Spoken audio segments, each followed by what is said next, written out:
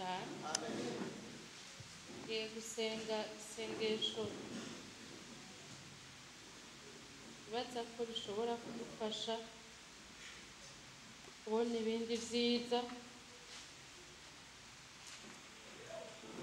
Isengesho rivuga ngo Mana nyongera burya buntu wari wangiriye. Urumva rero hahaguruka uwumva hariho ubuntu yibutse yagiriwe agira asabe ngo nyongera burya buntu wari wangiriye. Ari ahantu wabonye Imana ushobora kutibuka amahera ariko ukibuka ingene Imana yabaye Imana.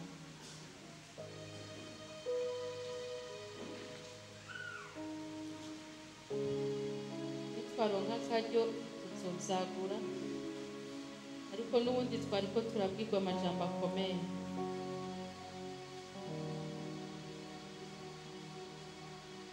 Twibuke ibikomeye Imana yadukoreye.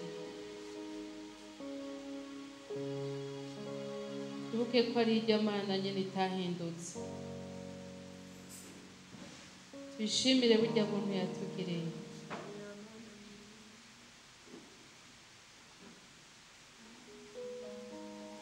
Haleluya. Twibukijwe, twibukijwe, twibukijwe, twibukijwe. Twibukijwe ko hari ibyo Imana yakoze. Ariko kandi dusozerewe tubwirwa ngo wowe ufise n'ibindi ugomba gusengera ariko ukaba ufise naho wibagiye ishimwe. Dusengere hamwe. Turanyarutsa ariko icyo dusenga Imana igikore mu izina rya Yesu Kristo.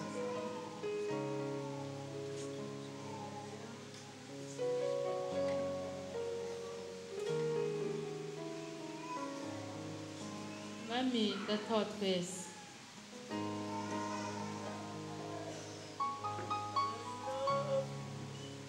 abantu bacu baritanye amazina ngura ibiganza bitanga bititangiriye itama, ariko tumaze kukubona twasanze ari we ubereye amatazirano yose. Mwami by'ukuri uri ibiganza bitanga bititangiriye itama, uragira neza utavyiganyiye, ugatanga ukongera, kuko ataco bikononeye kugirira neza abana bawe. Turakiriye ubuntu bwawe bwinshi watugiriye, turakiriye igihe cigwije ciza waduhaye, turakiriye Mwami ubutwari bwawe ubwo waduhaye bwiyongereye, turakiriye imbabazi watugiriye ziyongereye. Jambo ryawe rabitubwira neza ko wadukunze tukiri abanyabyaha, mbega ntuzorushirizaho tumaze gucika abana bawe. Turagushimiye imbabazi nyinshi watugiriye zitera zigwira, turagushimiye inkomezi waduhaye zitera zigwira, kuko ngo abatewe mu rugo rw'Uhoraho bazohatotaharira, ngo kandi bagenda bunguka inkomezi uko bukeye, ngo niyo bashitse mu mwonga w'amarira bawuhindura uw'amariba. Turakiriye ubwo buntu budasanzwe, turakiriye bwa butwari bwawe, turakiriye za nkomezi wahaye umuntu wawe, izo wahaye umuntu ngo aneshe icaha ca mbere, azongerwe zigwije kunesha ibisigaye mu izina ryawe ryera. Yesu, wowe wahaye kurengura umusozi umwe, umwongera inkomezi zo kurenga iyindi iri imbere naho yoba ijana. Turaguhaye icubahiro Mana igira neza. Abanesheje ibigeragezo, turakiriye inkomezi zo kunesha n'ibisigaye. Oh, haleluya. Mwami, abo wamaze kwiyongereyeho, turakiriye ukugirirwa neza kwiyongereye. Haleluya. Abogeje ibirenge turakiriye kwambikwa n'amashesheti, kuri Imana idukingira ibitwanduza. Oh, haleluya. Urakoze, urakoze, urakoze, urakoze. Ushobora kwakira ukwera kw'Imana ku birenge byawe, ushobora kwakira ugutungana kw'Imana. Numva ndabibwiranye nebyo, nawe niba ushaka kubyakira ubyakire. Ushobora kwakira ukwera kw'Imana, cya cyaha gikunda kukwizingirirako uyu munsi ugisezereye ahanyene mu izina rya Yesu. Ubona ukwera kw'Imana gutangaje. Ndakiriye intsinzi yawe mpwemu yera. Erega Petero yari yanse ko umwotsa ibirenge, ariko nawe uravuga ngo ni nta koza naho tuzoba duhuriye. Aravuga ngo cunyuhagira hose, nawe uravuga ngo usanzwe yuhagiye nta kindi abakeneye atari ibirenge. Abogejwe ibirenge turabigushimiye, turagushimiye ko wongeyeko ukwambikwa n'amashesheti adukingira imyanda. Ndagushimiye mwami w'ubuntu, ndagushimiye Mana igira neza. Sinzi dukoze uko bingana, ariko ndizeye cyane ko bikomeye, kuko mwami mbonye ukugira neza kwawe. Ndagushimiye mpwemu yera, ndagushimiye mwami w'ubuntu bwose. Uri Imana itangaje, uri Imana ikomeza amaboko y'abanyantege nke, uri Imana igororotse, uri Imana igira neza. Wahaye kubona bahumuke rwose mu izina ryawe ryera. Yo, haleluya, haleluya, haleluya. Umuco wawe ugwire mu buzima bwacu gusumba uko byigeze, kandi turagushimiye uwo waduhaye, turagushimiye ibyo watweretse.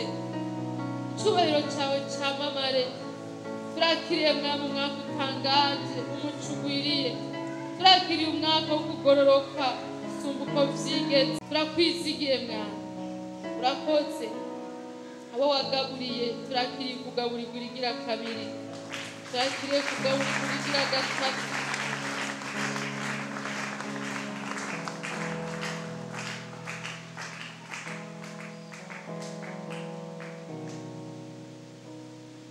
Abo wambitse turakiriye ukwambikwa irigira kandi.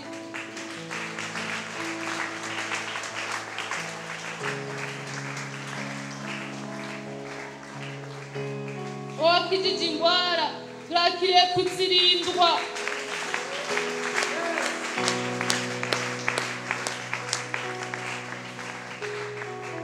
Abawogeje ibyaha turakiriye kudakora ibyaha.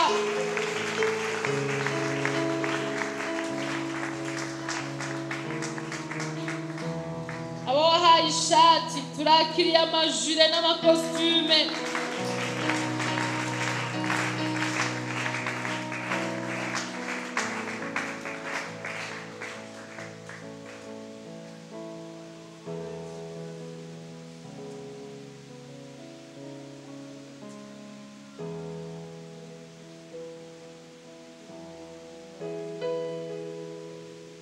Barifuza gutera intege abantu b'Imana.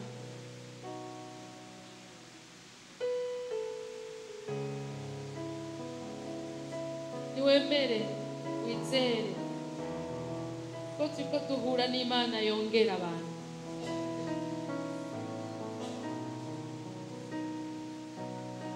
Wararonse ibyiza, none Imana ihisemwo kukongera.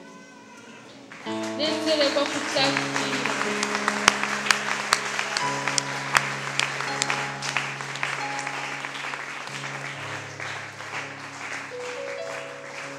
Baronse inkomezi zo gusenga turakiriye izi ziruta mu izina rya Yesu.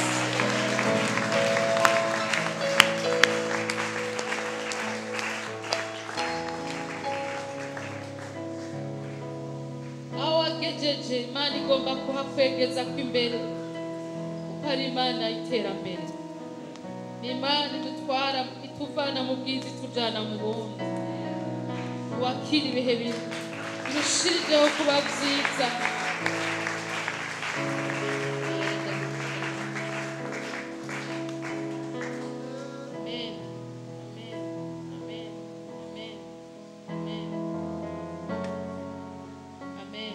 igiki ufise ushimira Imana ndakubwije ukuri yuko ugiye kukibona gusumba uko wakibonye.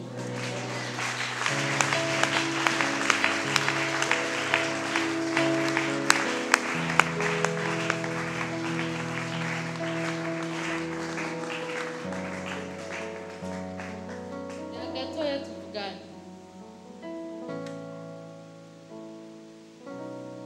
nanshima warongorwa na mwe w'Imana si bo bana b'Imana. Muri kano kanya umuhombe niwe ufise bike ashima, kuko Imana yahisemo kutwongera ibyo dushima.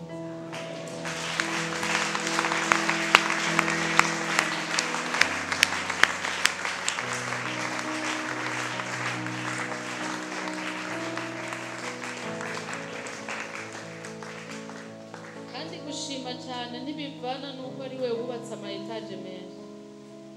Gushima cyane bivana n'umutima wabonye Imana. Ko Mose yabonye igisaka cyaka kidatemuka, navuga ati ibintu sindabireka ngiye kuraba, agira amatsiko yo kubona ibyo ari byo. Abagize amatsiko yo kumenya Imana barayibona.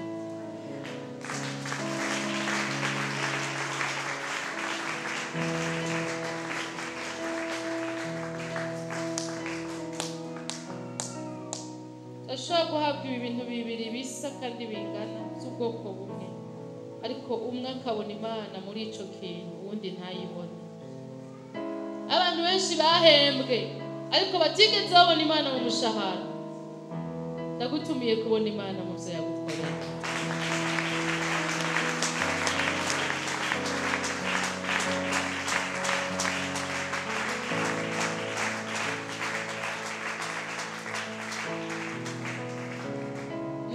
Mugoroba nimona iki gikorano kunyene kimeze. Uyu mugoroba barahiriwe abantu bafise ibintu bariko barashimira Imana. Barahiriwe.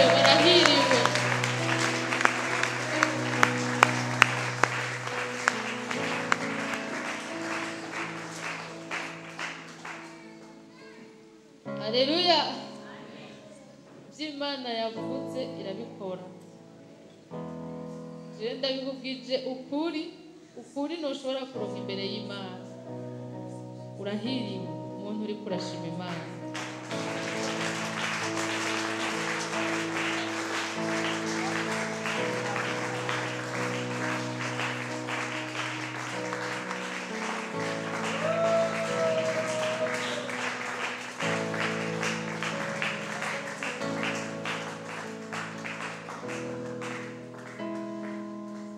Haleluya. Ndagutevya nshaka tutahana ubusa kandi Imana yaje gutanga. Voilà, nguyo umuhezagira.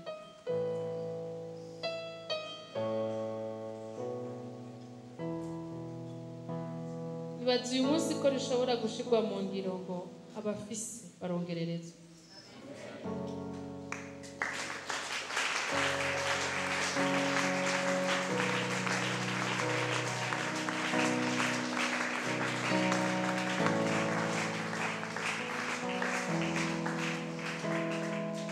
Kandi hari umuntu yoba yaronse mahera 2,000 akaba ariko yashimira Imana akayongererezwa. Uwaronse miliyoni 2 akaba atariko arashima ntiyongererezwa. Kuko gufita nuko mu mutima wabonye Imana. Ndasubiye gutera intege abafise ibyo bashima muvyakire mu izina rya Yesu. Yabihisemo kubikora, irabikora. Haleluya. Ariko dusa Imana itangaje. Nakabaho nkaba nari bwumva Imana ikora mu hakaba hari n'ikoraniro nari bwajemwe ngo numva uvugishwa gusa gutyo. Nta na rimwe naje nari bwasenge ngo numve ngo ngira nkongera icyo ushimye. Ariko biratubaye.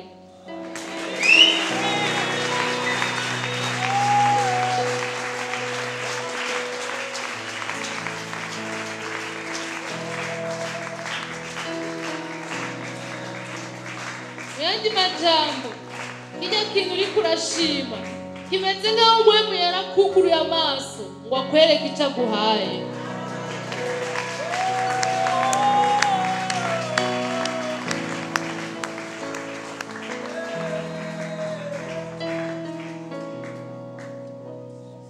Mwami warakoze kumpa kudatibukira mu byaha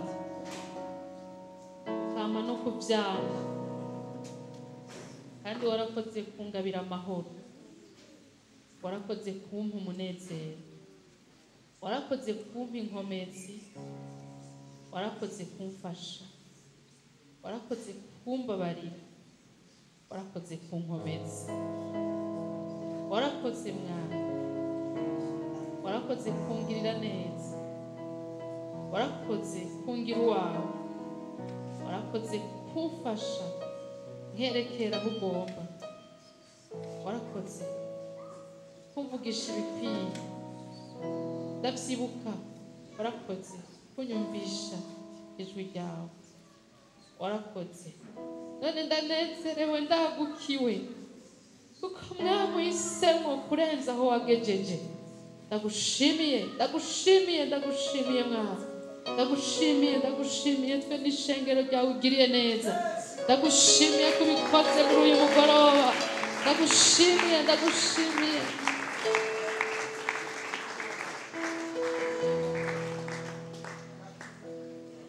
Muntu w'Imana biragutse, Imana irakwaguriye.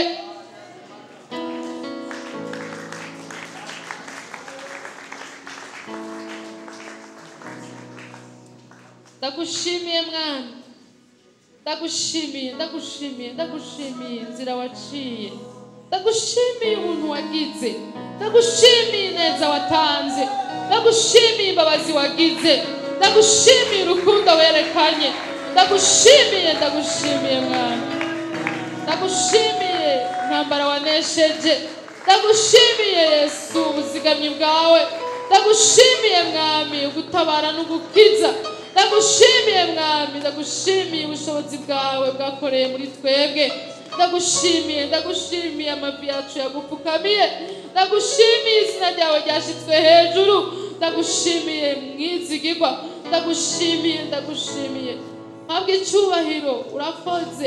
Urakoze Mwami, urakoze mwizigirwa, urakoze Mana igira neza, ndagushimiye ubutunzi waduhaye, ndagushimiye ibiganza byapfumbaturuye, ndagushimiye Mwami. Haleluya, urakoze Mwami,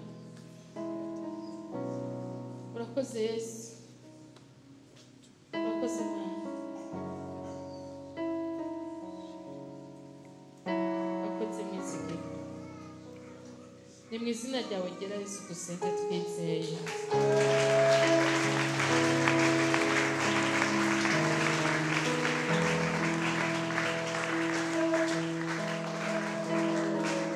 Haleluya, Imana ishimwe cyane, Yesu ashimwe rwose. Nari narose ijambo rivuga ngo yakoze biriya n'ibindi nzobikora.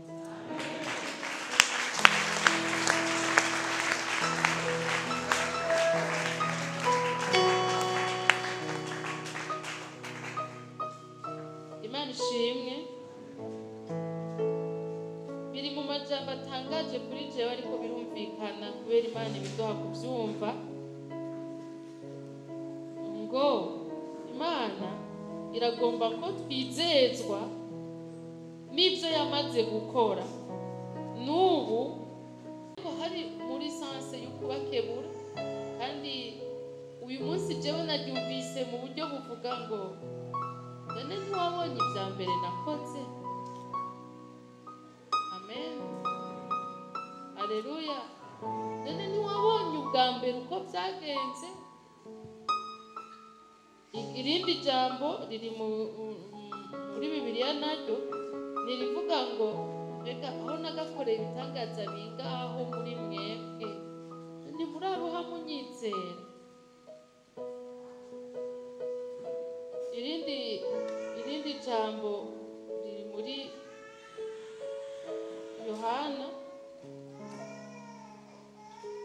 amajambo y'Imana mvuge no gusoma gato.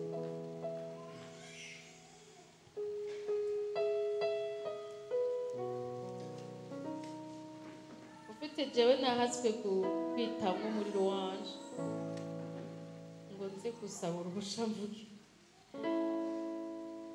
kandi ashaka kubabwira ibinyene. Imana ishimwe yanshiriye inzira, ariko uwo mwanya nagira nze kuvugana nari mfise iri jambo nyene, yakoze biriya n'ibindi nzobikora. Sinzi indirimbo yaciye avuga ngo n'ibindi nzobikora, ndavuga reka nigumira hamwe mu yari ariko arabivuga, ariko nyene byari ngombwa ko dushika kuri Yesu ashimwe. Kubabazwe n'umwanya bigutwaye kubera bikuzaniye uwundi mwanya uruta uwo bigutwaye. 12 Imana ishimwe. Haravuga ngo ariko naho yakoreye ibimenyetso bingaho imbere yabo ntibarushe bamwizera. Ni ijambo ritaryoshe, inkuru irabandanya, ariko ngaca mbona ko Yesu muri aba bantu twebwe sibo turimo. Abantu babonye ibitangaza ariko ntibizere, twebwe sibo turimo. Somya amajambo y'Imana urababona abaribo, mugabo tweho yavuze ngo bamwe ngo bahawe kuraba ntibabone, bumvirize ntibumve, ariko mweho mwahawe kumenya amabanga y'ubwami bw'Imana. Abari muri Kristo Yesu turafise ubuntu bw'Imana bwinshi. Haleluya. Rero naye numva mu buremerezi bwinshi mwe muyeranyereka yuko abo bantu batagira n'ico bashima sibo twe turimo, ubwo ahubwo twebwe uko dufise icyo dushima, Imana itwongeye ivyo yari yaraduhaye.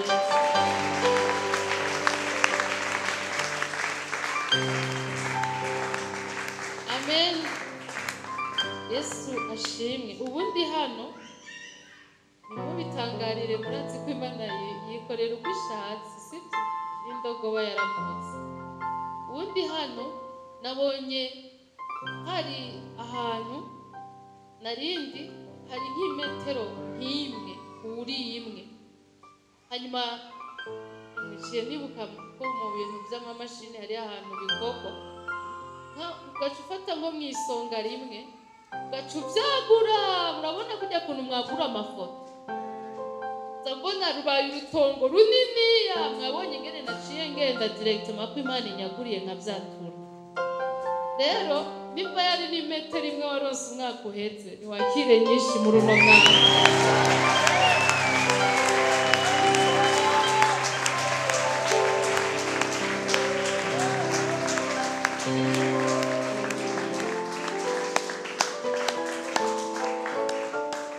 Arahiriwe wumva ijambo ry'Imana, mugire ijoro ryiza. Amen. Urakoze. Uguti Imana uranyongeye, urakoze.